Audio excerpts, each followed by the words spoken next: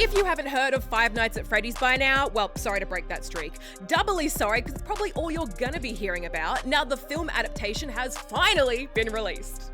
To catch you up / remind myself why I never try to explain FNAF lore without a whiteboard present, the horror game series revolves around a collection of possessed animatronics, doing their best to ruin the day of whatever schmuck has been assigned to watch over them. Sounds pretty one note, right?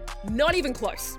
Between the games, the novels, the deeply haunted colouring books, and the barrage of unconfirmed, speculative, throwing darts at a conspiracy board plot points that the game's creator, Scott Cawthorne, then slurped up and regurgitated into the next installment to the cheers of fans and the woes of MatPat, this series is a beast.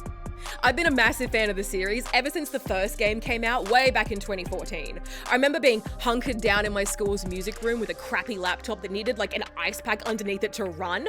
It's been a series that's been close to my heart ever since. So let me tell you, this was always going to be a tricky series to adapt into a feature film that can be understood by new fans, old fans, and the parents wondering when Chuck E. Cheese got so off-putting.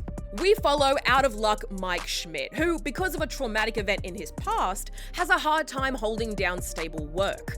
Not great when he's the sole caretaker of his little sister, Abby.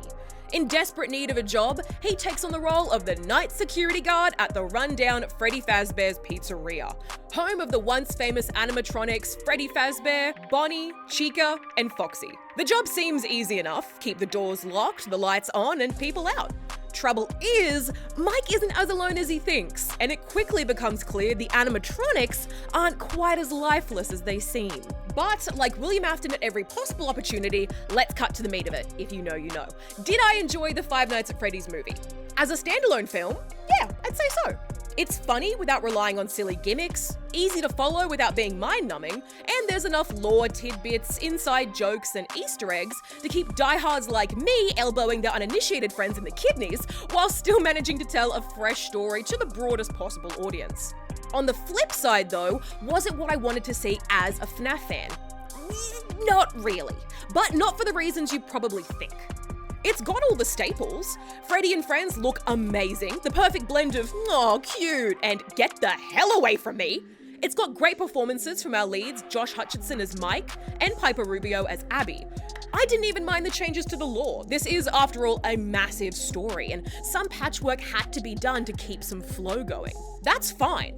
The biggest pitfall for me is that the Five Nights at Freddy's movie doesn't go hard enough into the horror of what really is a horrific story. There's some blood here and there, sure, some implied horror, and for the first little while, a pretty solid sense of unease.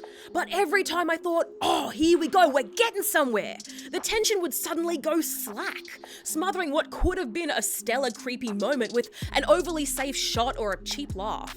There's one particular moment that really comes to mind here, when a burglar breaks into the pizzeria and is lured towards Freddy's open mouth. They're reaching in, the tension is at its peak, you're waiting for the snap, and then they're axed off camera in the shadows. See what I mean? Initially, I rationalized this more toned down approach as trying to appeal to a younger market, the My First Horror Movie crowd. The FNAF games are hugely popular with kids, so there's probably a decent chunk of the audience that's gonna be on the younger side. Sure, alright, I guess that's fine. But then we get to the non-horror parts, discussions of childhood trauma, custody battles, dream theory, the court system. This is not a kids' film. It never has been a thing for kids, at least it shouldn't have been.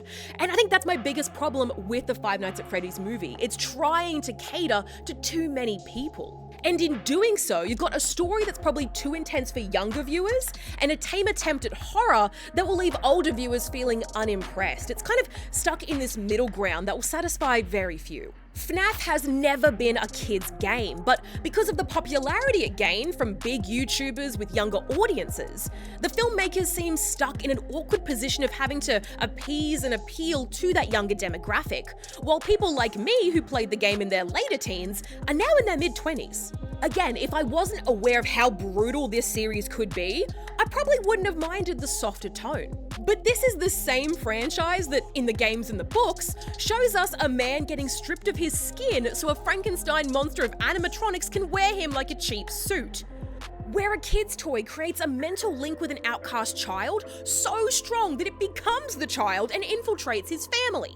where we watch a kid get the old cranium crusher after being shoved headfirst into the metal jaws of an animatronic.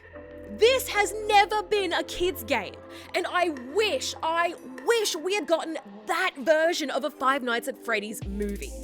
But as we know, fans will never be pleased, and I am no exception.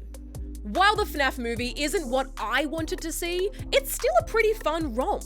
Sure, the story is predictable even if you are going in blind, but it's got some great cinematography, awesome character designs, fantastic puppetry work, and there's enough jumps and japes to keep you fairly entertained, if not necessarily enthralled. I'm still glad this got made, and I do hope it is the first in a long-running series of films. But I also do secretly hope that it goes off the rails and someone leaks an R-rated cut just for me personally. But that's my thoughts on the Five Nights at Freddy's film. Let me know what you guys thought down in the comments. Wavy hands. Also, I've got Freddy here. I did have Freddy here. Where is he? There he is. I panicked for a second.